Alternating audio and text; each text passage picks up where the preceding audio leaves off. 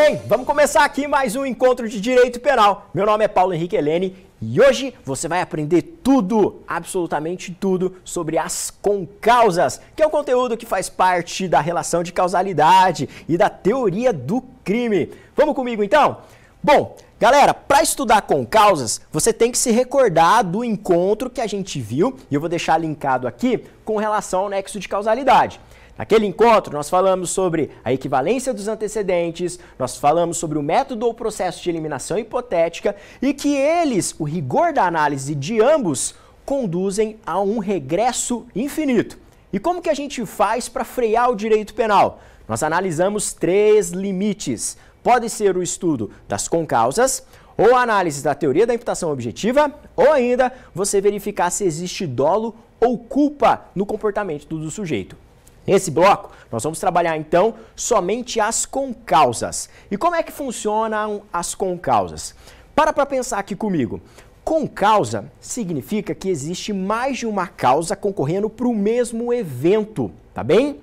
Nós encontramos nas provas, principalmente no exame de ordem, em provas de concurso, enunciados da seguinte forma. Imagina que o sujeito, ele foi lá, atirou no desafeto dele, certo? O desafeto foi prontamente socorrido, a ambulância está indo até o hospital e de repente ela se envolve no acidente de trânsito e a vítima vem a falecer aqui em razão do acidente de trânsito. O cara que atirou responde pelo quê?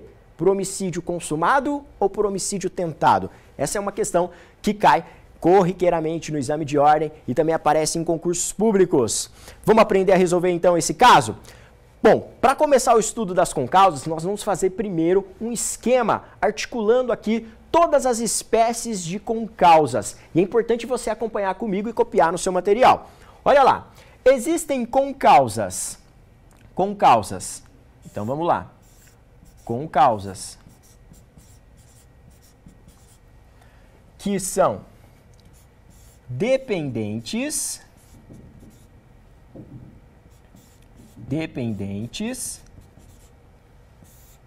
e existem concausas que são independentes.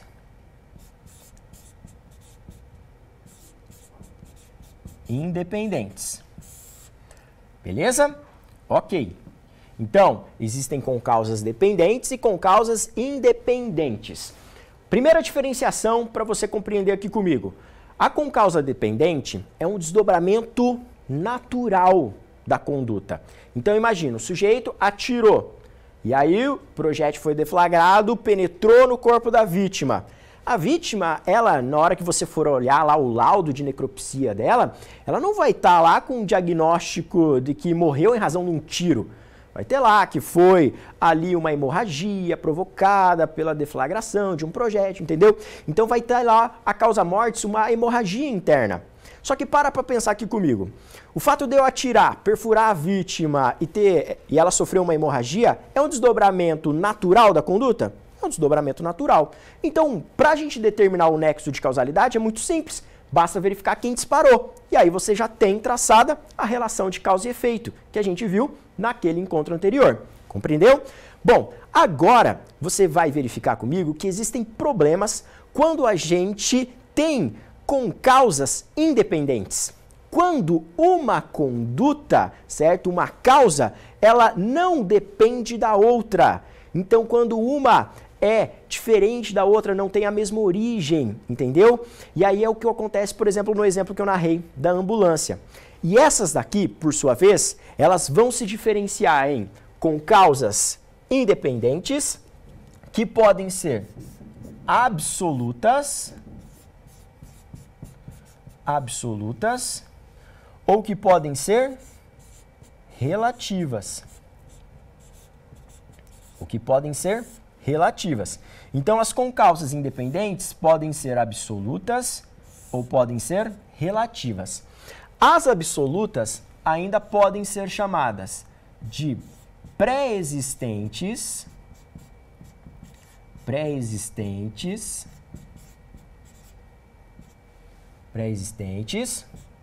ou concomitantes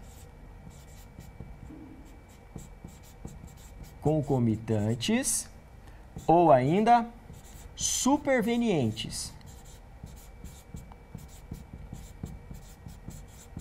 supervenientes, ok?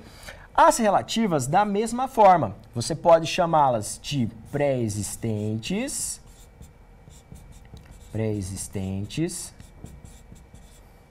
concomitantes,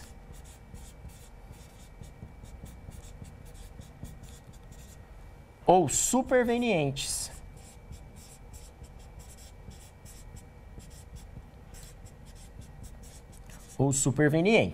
Ok? Tudo bem? Copiou aí no seu material? Ok. Agora, a partir desse esqueminha que a gente fez, qual que é a melhor técnica de estudo para você aprender relação de causalidade com causas, esse assunto aqui? Gente, a melhor técnica, e aqui eu vou utilizar uma estratégia didática que valeu para mim, porque da forma que eu estudei isso a primeira vez não me ensinaram dessa forma, é a partir dos exemplos. Então, nós vamos analisar exemplos e, a partir do exemplo, você vai interpretar o caso e me entregar a responsabilidade penal. Então, nós vamos fazer uma espécie de exercício aqui para você aprender efetivamente a diferença entre cada uma dessas espécies aqui de concausas. Muito bem? Pronto? Vamos lá, então. De olho na tela aqui comigo, vamos à primeira espécie. Olha só, a primeira espécie é a concausa absolutamente independente pré-existente. Bom, o que é uma concausa absolutamente independente? Quer dizer, pessoal, que uma causa não tem nada a ver com a outra. Isso é absolutamente independente. Uma não decorre da outra, uma não se origina da outra. E quando que ela é pré-existente? Pré-existente quer dizer com relação ao momento temporal. Olha esse exemplo que bacana que vai aparecer na sua tela. Olha lá, Marília, por volta das 20 horas, ela serve veneno para João Neto, seu marido. Uma hora depois, João Neto é atingido por um disparo efetuado por Frederico, seu desafeto. Socorrida, a vítima morre na madrugada do dia seguinte em razão dos efeitos do veneno. Olha só, por que isso aqui é um exemplo de concausas? Porque perceba aqui comigo, existem mais de uma causa concorrendo para o evento morte. Quais são as causas? É o veneno e os disparos de arma de fogo, não são? Então, nós temos aqui que analisar qual que é a responsabilidade dos protagonistas da história. Quem serviu o veneno? Responde por qual crime? Quem deu o tiro? Responde por qual crime? É assim que você tem que aprender, certo? Para você acertar nas provas ou para você aplicar na prática. Depois que a gente percorrer todos os exemplos aqui das absolutamente independentes, eu vou te mostrar como isso eu apliquei na prática num processo de verdade. Olha só, verifica aqui comigo então na lousa. A Marília, então ela serviu o veneno para o marido dela, que é o João Neto, certo? E aí, o que aconteceu? O Frederico efetuou os disparos de arma de fogo. Então, você tem o curso causal do veneno, e você tem o curso causal dos disparos. Com a pergunta que eu vou te ensinar a fazer agora, você mata a charada e a responsabilidade penal. A pergunta é a seguinte, presta atenção aqui comigo. A pergunta é: qual foi a causa efetiva da morte nesse exemplo narrado? O que realmente conduziu à morte da vítima aqui? A partir da leitura, olha ali na tela. Então, ó, Marília, ela serviu o veneno para o marido, certo? E aí ele foi atingido pelos disparos. A vítima morre na madrugada em razão dos efeitos do veneno. Qual que foi a causa efetiva da morte? O veneno. Nesse caso aqui, então, perceba o seguinte, que a Marília vai responder pelo homicídio consumado do marido, entendeu? Agora, e o atirador responde por qual crime? O atirador, perceba, ele teve o curso causal dele interrompido. Concorda comigo que o veneno quebra com o curso causal dos disparos? Então, nessa hipótese, não tem como imputar o homicídio consumado ao atirador. Nós vamos ter que atribuir a ele o homicídio tentado, ok? Então, o Frederico, ele responde por homicídio tentado. E isso você tem que anotar no seu material. Porque como que isso aparece nos concursos públicos? Existem duas formas disso ser abordado. Isso também cai muito na prova da OAB. Primeiro, aparecer um enunciado com um caso semelhante a esse e você ter que identificar qual que é a espécie de concausa a partir da conduta ali do agente principal, do protagonista. Então perceba ali que o veneno é pré-existente ao disparo e por isso então ele é uma concausa absolutamente independente e pré-existente. Ou isso pode aparecer pedindo para você atribuir a responsabilidade penal aos protagonistas. Então a Marília responde por que crime? Homicídio consumado. E nesse caso aqui o atirador responde pelo homicídio tentado. Entendeu? Então é dessa forma que a gente vai fazer os exercícios aqui para você pegar todas essas espécies de concausas. Vamos para o próximo exemplo então, que vai trazer uma outra espécie de concausa? Olha só. Aqui nós temos novamente uma concausa absolutamente independente.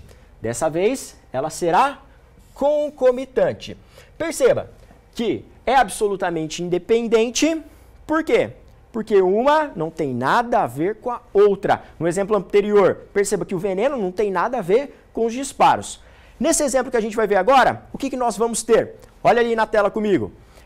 Marília, por volta das 8 horas, ela vai lá e serve o veneno para o seu marido. Na mesma hora, coincidentemente, a vítima é alvo de um disparo efetuado por Frederico, seu desafeto, vindo a morrer. Perceba aqui o seguinte, novamente nós temos a conduta da Marília e do Frederico, certo? Do Frederico concorrendo para a morte do João Neto, certo? Só que nesse exemplo que eu trouxe para vocês, qual que é a causa efetiva? Nesse exemplo aqui, a causa efetiva foram os disparos. Então, como é que vai ficar a responsabilidade penal dos protagonistas dessa história? Aqui, o Frederico, ele vai responder por qual crime? Se os disparos foram realmente a causa efetiva da morte, ele responde por homicídio consumado, correto? E a Marília, o curso causal ali do veneno não foi interrompido? Foi, não foi efetivo para a morte.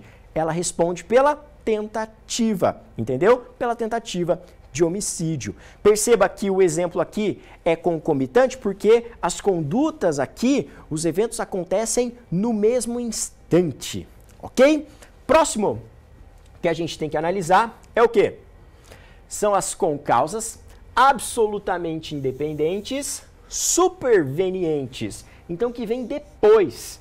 Vamos ver aqui, a partir do exemplo narrado, o que nós temos. Marília, por volta das 20 horas, serve veneno para seu marido. Antes mesmo do veneno fazer efeito, cai um lustre na cabeça do João Neto, que descansava na sala, causando sua morte por traumatismo craniano. Nossa, a gente fica pensando, né? O que será que esse João Neto fez para essa Marília querer envenenar ele de tantas formas? Mas presta atenção aqui comigo. Nessa situação, nós temos também um exemplo de concausas? É claro que sim. Por quê? Nós temos o curso causal da queda do lustre e a conduta dela de entregar o veneno para o marido, certo? De fornecer o veneno para o marido. E nessa situação aqui, como é que fica a responsabilidade penal da Marília, da protagonista da história? Qual crime você atribuiria para ela? O promotor de justiça deveria denunciá-la pela prática de qual infração penal? Nesse caso, ela responde pelo homicídio tentado, entendeu? Porque a queda do lustre é a causa efetiva e quebra com o curso causal do veneno. Então, ela responde pelo homicídio tentado. Legal? Então, pessoal, essas foram as hipóteses que a gente avaliou com relação às concausas absolutamente independentes. Lembra que a diferença ali nas subespécies está relacionada ao momento temporal pré-existente, concomitante no mesmo instante e superveniente que vem logo após. Na prática, eu já me deparei com um processo que foi bem interessante, porque ele narrava a seguinte situação. Presta atenção, eu vou te contar aqui, ó. Como que isso aqui foi cobrado, ou melhor, cobrado não, porque isso foi um processo real, né? Como que isso foi submetido ao tribunal do júri, como é que era a situação narrada nos autos? Um sujeito, ele pegou e se envolveu numa briga, num bar, aqui na cidade que eu moro, né, Cascavel. E aí, ele brigou com o sujeito, certo? E aí, um dos agentes ali que estavam no bar pegou uma pedra e bateu nessa vítima. E ele pegou e caiu no chão, ok? Esse cara pegou e foi até, que deu a pedrada, foi até o carro dele para buscar o revólver, para voltar lá e realmente matar o cara ali que tinha envolvido a vítima, que tinha se envolvido na confusão. Só que nesse espaço de tempo em que ele deu a pancada, a vítima caiu, ficou lá no chão e ele foi buscar o revólver, veio um terceiro elemento, pegou a pedra que estava no chão e deu na cabeça da vítima. E aí esse sujeito pegou, deu as pedradas e saiu correndo. O primeiro agressor volta, pega o revólver e atira na vítima que está no chão. O que aconteceu? No processo, no inquérito policial ali, na fase de investigação, somente foi identificado a autoria do cara que efetuou os disparos de arma de fogo. O sujeito que deu as pedradas quando a vítima estava no chão, certo, num segundo momento ali, ele nunca foi localizado. E o que aconteceu? No primeiro momento, o promotor viu essa narrativa e, considerando que ele atirou, denunciou ele por homicídio consumado. Beleza? Só que no curso do processo, acreditem, saiu um laudo pericial apontando que a causa efetiva da morte não era os disparos de arma de fogo, foi as lesões produzidas por aquele outro sujeito que deu as pedradas no momento que a vítima estava no chão. Então, houve uma alteração do contexto fático aqui no curso do processo. Então a gente consegue identificar o quê? Uma concausa absolutamente independente, certo? Então, por quê? Uma que é absolutamente independente porque a conduta de disparar não tem nada a ver com as pedradas, certo? E isso repercute na responsabilidade penal. O atirador que estava sendo denunciado por homicídio consumado, agora ele responde por homicídio tentado, porque o fato ali dele ter feito os disparos não é realmente a causa efetiva da morte. Agora, quem deveria responder e nunca foi localizado por um homicídio consumado é o segundo agressor que aparece ali, que dá as pedradas e foge, sai correndo. Entendeu? Então é assim que aparece na prática exemplos de concausa. Não é muito diferente dessas hipóteses doutrinárias que a gente está analisando. O que nós vamos fazer agora? Nós vamos partir para a segunda categoria de concausas, que são as concausas relativamente independentes. E aqui eu quero um grau maior de atenção, porque elas são um pouquinho mais sofisticadas de serem compreendidas. Mas nada muito dramático, nada muito difícil. De olho aqui na tela então comigo. Agora nós vamos ter as concausas relativamente independentes. Primeira observação, por que ela é relativamente independente? Porque você vai ver que entre as causas existe um elo de relação, ainda que de forma indireta. Então uma acaba se originando na outra, uma decorre da outra. Por isso que tem essa relação de dependência, diferente das hipóteses que a gente tinha analisado anteriormente. Vamos ver um exemplo de concausa relativamente independente pré-existente. Aqui, gente, nós temos um exemplo clássico. Presta atenção aqui. Jorge, portador de hemofilia, é vítima de um golpe de faca executado por Mateus. O ataque para matar isoladamente, em razão da sede e natureza da lesão, não geraria a morte da vítima, que, no entanto, tendo dificuldade de estancar o sangue dos ferimentos, acaba morrendo. Então perceba esse exemplo e por que eu falei que isso aqui é um clássico. Primeiro, porque eu não sei se você conhece esse termo hemofilia. Hemofilia é uma doença, certo? E é uma doença até que comum, né? Às vezes você tem um conhecido que é hemofílico e existem vários graus. Tem pessoas que têm problema de coagulação, mas não chega a ser hemofilia. Mas na hemofilia, o que acontece? O sujeito, se ele sofre uma lesão, o sangue começa a vazar e ele não coagula. Então, por mais que a lesão, a princípio, não teria o condão de matar uma pessoa normal, mata um hemofílico. E como é que fica aqui a situação? Por que a hemofilia, e você tem que guardar essa doença, porque é um exemplo clássico, ela aparece nos concursos, nas questões. E por que eu falo para você associar a doença a essa espécie? Porque sempre a hemofilia ela vai ser pré-existente. Ela vai ser anterior à conduta que você vai analisar, entendeu? Do agente protagonista ali que deu a facada, o que atirou, entendeu? Então, perceba o seguinte. Por que a hemofilia ela é relativamente independente? Porque por si só, a hemofilia, ela não mata uma pessoa. A hemofilia por si só não mata ninguém. Ela precisa de outro ator ali, né? Outro sujeito que provoque um dano à integridade física da pessoa para que a hemofilia aí então se manifeste e possa matar efetivamente uma pessoa. Entendeu? Por isso que ela é relativamente independente e é colocada como exemplo doutrinário. Agora, atenção. O autor das facadas aqui, ele responde por qual crime? Eu tenho duas observações para anotar no seu material. A primeira delas, anote aí comigo. Se o autor da facada tinha a intenção de matar, ele responde pelo homicídio consumado, ok? E a segunda observação é que, para também responder pelo homicídio consumado, a doutrina penal moderna exige que o autor da facada também tenha conhecimento da doença, certo? Senão a gente poderia recair numa hipótese de responsabilidade penal objetiva, né, que não é admitida de acordo com o princípio da culpabilidade. Então, duas questões que você pode sintetizar numa frase. Nesse exemplo que eu narrei, o que acontece para o autor responder por homicídio consumado? Primeiro, ele tem que ter a omissão de matar, ele tem que ter a intenção de matar, e segundo, ele tem que ter aqui conhecimento prévio da doença. Aí sim você pode atribuir para ele um homicídio consumado, ok? Beleza? Então é isso.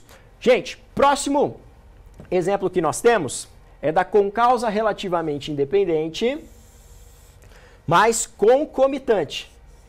Concomitante. O que vai acontecer aqui?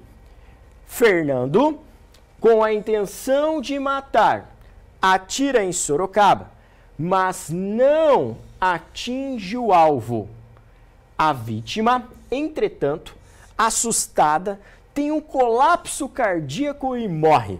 Olha que situação dramática. O sujeito ali atirou, errou o alvo, mas a vítima era cardíaca e morreu. Bateu as botas naquele momento. E aí? Gente, cuidado, tá? Aqui, também para nós atribuirmos um homicídio consumado, nós temos que ter um fator de conhecimento. O sujeito que atirou tem que saber que a vítima era cardíaca, tá bem? Então a doutrina penal moderna exige nessa situação que, além da intenção de matar, que o sujeito aqui atirador também tenha conhecimento prévio dessa doença para a gente conseguir atribuir um homicídio consumado, ok? Se não, se ele não conhecer, professor, o que acontece? Aí a gente atribui o homicídio tentado, né? Porque pensa aqui comigo, pô, se a pessoa não fosse cardíaca e você atirasse e errasse, ela iria sobreviver, entendeu? Então, uma pessoa normal só ia sair correndo e a gente teria a hipótese de um homicídio tentado. Então, se o agente atira, erra, mas desconhece a doença, aí é homicídio tentado. Agora, se ele conhece que a vítima era cardíaca e que aquela conduta de atirar pudesse matar, aí sim nós teremos a atribuição do homicídio consumado. Perceba aqui que os exemplos de concausas relativamente independentes, eles são um pouco mais sofisticados, ok? E agora a gente vai analisar a última espécie das concausas relativamente independentes. Qual que é essa espécie, professor? É a espécie da concausa relativamente independente superveniente. É importante você perceber como que isso aparece no Código Penal, porque todas essas hipóteses de concausas que eu trouxe para você até agora, nenhuma delas está expressa no Código Penal. A única que aparece no Código Penal é a relativamente independente superveniente, que por si só produz o resultado. Então, vamos olhar o que diz o artigo 13, parágrafo 1º do Código Penal. De olho na tela. Aparece assim, ó. Superveniência de causa independente. Diz o parágrafo 1º que a superveniência de causa relativamente independente exclui a imputação quando por si só produziu o resultado. Os fatos anteriores, entretanto, imputam-se a quem os praticou. Gente, cuidado, tá? Porque essa hipótese de concausa relativamente independente superveniente, ela pode ser de duas formas, que por si só produz o resultado, ou que não por si só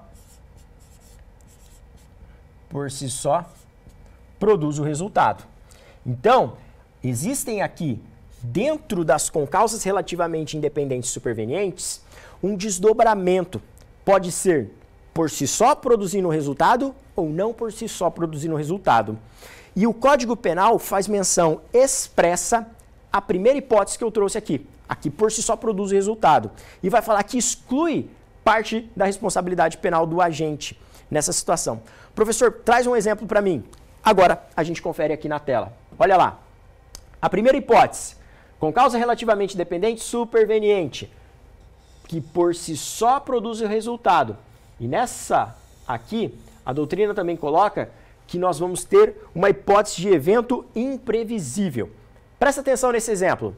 Taeme, com vontade de matar, desfere um tiro em Tiago, que segue em uma ambulância até o hospital. Quando está convalescendo, todavia, o hospital pega fogo, matando o paciente queimado. Olha só, a Taeme responde por qual crime nessa situação? Primeiro, nós estamos aqui diante de uma concausa relativamente independente, superveniente. Por que é relativamente independente? Porque se ela não tivesse atirado, ele não estaria no hospital. Então perceba que uma acaba decorrendo da outra. Então, por isso que nós classificamos esse exemplo como concausa relativamente independente. Por que é superveniente? Porque o incêndio é depois de o disparo. Fácil. Agora, ela responde por qual crime, galera? Cuidado. Você tem que aqui tomar cuidado, porque o Código Penal prevê a responsabilidade nesse caso. Se aqui o evento por si só produz a morte, então quebra com o nexo de causalidade da conduta da Taeme. Então, se o cara estivesse no hospital, o hospital pegasse fogo, ele morreria da mesma forma. Então, ela responde, nesse caso, por homicídio tentado. Tá? Perceba que o exemplo de pegar fogo no hospital é um evento imprevisível para a doutrina. O exemplo que eu trouxe lá no início da aula com relação à ambulância, atira no sujeito, a vítima é socorrida pela ambulância, a ambulância está indo até o hospital, bate e aí a pessoa morre em razão do acidente de trânsito, é uma hipótese aqui de evento que por si só produz o resultado morte. Então, o atirador responde por homicídio tentado. Ok? Beleza? Agora, é diferente essa situação que vamos ter aqui nessa última parte. Olha aqui comigo. E quando for superveniente que não por si só produz o resultado, onde a gente tem um evento previsível. Olha o exemplo que a doutrina traz para nós. Bruno é vítima de um disparo de arma de fogo efetuado por Marrone, que age com a intenção de matar. Levado ao hospital, Bruno morre em decorrência de erro médico durante a cirurgia. Cuidado nessa hipótese aqui, porque a responsabilidade vai ficar diferente. A doutrina entende que erro médico é evento previsível, certo? E aí, isso desencadeia na responsabilidade penal, que fica diferente da hipótese anterior. Por que erro médico é evento previsível? Porque, afinal de contas, na medicina, a gente não dispõe de todas as técnicas para salvar a vida de uma pessoa. Senão, afinal de contas, ninguém morreria. Então, pode ser que no curso de uma cirurgia aconteça alguma coisa, certo? Mas se o médico foi, por exemplo, imprudente, imperito, nada impede que ele também responda por homicídio culposo, entendeu? Mas a pessoa que aqui atirou, nesse caso aqui, o nosso protagonista, ele vai responder pelo homicídio consumado, ok? Aqui a doutrina também faz uma observação falando que o mesmo raciocínio se aplica se o exemplo for de infecção hospitalar ou se a pessoa contrai alguma doença pelo fato de estar no hospital, entendeu? Aqui, se ela vir a morrer em razão dessa doença, da infecção hospitalar, o sujeito que atirou responde por homicídio consumado, ok? Então perceba que na hipótese que a gente trouxe anterior, nós vamos ter aqui a imputação à TAEM do crime de homicídio tentado, ao passo que, nessa situação narrada, nós vamos ter aqui a atribuição de responsabilidade ao atirador por homicídio consumado. Beleza? Com isso, pessoal, a gente analisou todas as hipóteses de concausa, todas as variáveis, as espécies, e ainda eu trabalhei com vocês como que isso aqui pode ser cobrado em eventual concurso público e como isso é cobrado na prova da OAB. Espero que você tenha gostado desse nosso encontro. Não deixa de deixar um like aí, se inscrever no canal e continuar acompanhando os nossos vídeos. Até a próxima aula!